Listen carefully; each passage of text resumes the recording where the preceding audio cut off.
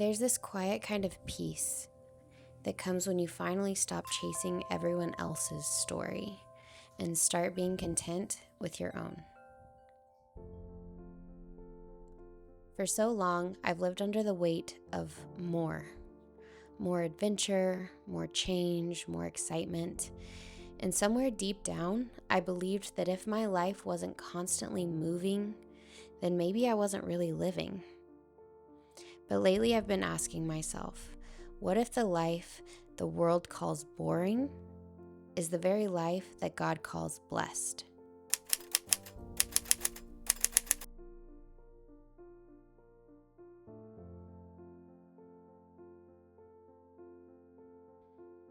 I used to scroll through other people's lives and feel this ache, that familiar whisper of FOMO, the fear of missing out. Everyone seemed to be doing something exciting, starting something new, chasing their next big thing. And there I was, at home, wiping the same counters, cooking the same meals. All my days looked like some version of the same thing. And I'd catch myself thinking, is this really it? Is this all there is? But somewhere between the dishes and the quiet afternoons, God started reshaping how I saw it all. He began showing me that the boring life I was living wasn't boring at all. It was beautifully consistent. It was slow, intentional, and sacred in its repetition. There's something deeply spiritual about the ordinary. When every day looks the same, you'll begin to notice the subtle ways that God moves, the small answers to prayer, the peace that grows not in big leaps, but in quiet faithfulness. I think our culture has tricked us into believing that a full life has to be a fast one, that if we're not traveling and building, growing, creating, then somehow we're falling behind. But maybe that restlessness we feel isn't because we're missing out.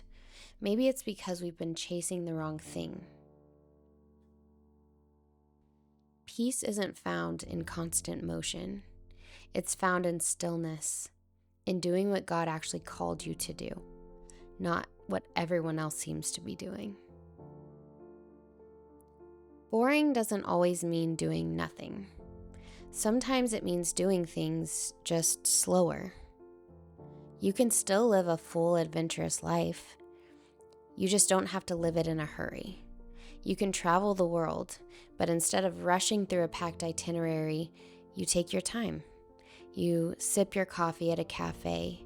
You walk through the quiet streets. You let the day unfold instead of forcing it. When I looked back at Jesus' life, I realized something I never really noticed before.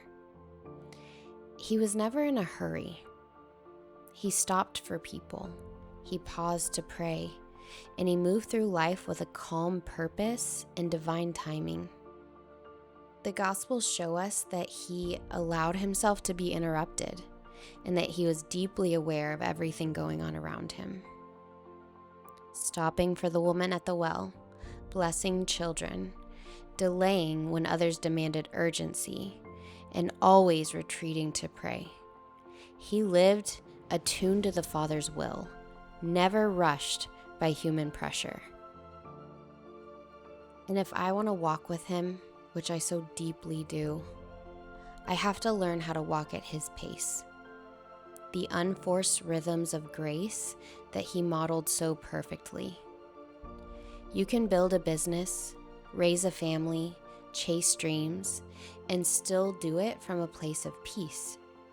You can be intentional without being frantic, because the goal isn't to do less, it's to live unhurried. When I started asking myself, what is God actually calling me to? I was able to reflect. Is it a life that's always on the go, hurried, overwhelmed, stretched too thin? Or a life that is unhurried and grounded, where there's room for him to move? If you're craving that unhurried life, a slower, more peaceful way of living, I created a free workshop to help you start. It's called the Unhurried Workshop, and it walks you through simple biblical steps to move from chaos to calm in your daily life. And you can find it linked below this video if you'd like to join me there. I used to want a life that looked impressive. Now I just want a life that feels peaceful. Hear me when I say this. I don't need to go viral. I don't need to be everywhere. I just want to be here. But I know someone will hear that and wonder, if you don't care about going viral, then why are you online at all? And the truth is, if God has given me a platform, then I'm going to use it to glorify His name. And if one day He chooses to take it away, I'll still glorify His name wherever He calls me next. Because this space, this channel, was never meant to elevate me. It's meant to point back to Him. Everything I share here, from the quiet moments at home to the words spoken in these videos, is simply to honor Christ, to show you that there is a God who is for you and who loves you, and that when we slow down and live a faithful, slow, unhurried life, He sees it and He blesses it. Sometimes that blessing doesn't look like what the world expects. It's not always a bigger house or a new opportunity or a dream come true.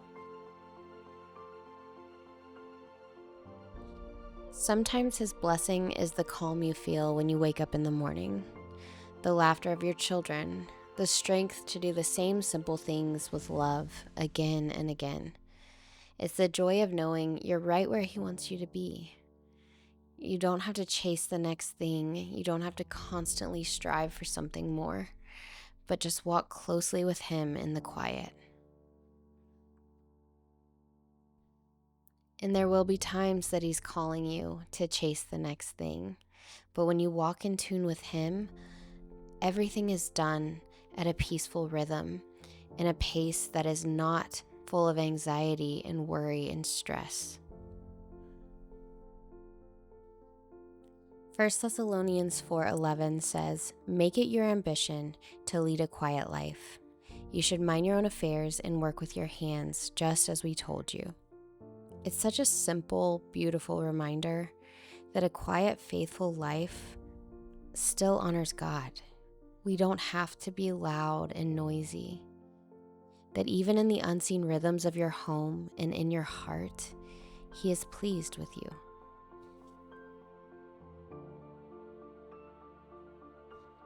There's something so deeply freeing about that, to know that you don't have to perform to be loved, or to stay busy to have purpose. You can rest in the fact that His approval isn't earned by your pace, but given through His grace. And that's the kind of life I want, fully surrendered to Him. Because as it says, it is by grace you have been saved through faith, and it is not from yourselves, it is a gift of God, not by works, so that no one can boast.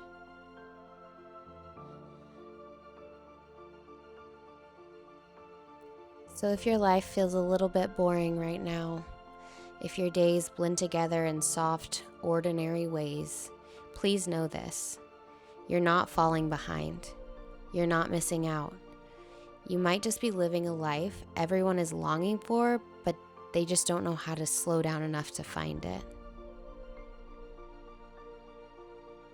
The world calls it boring, but I'm starting to think it's actually the most beautiful kind of life there is. See you soon.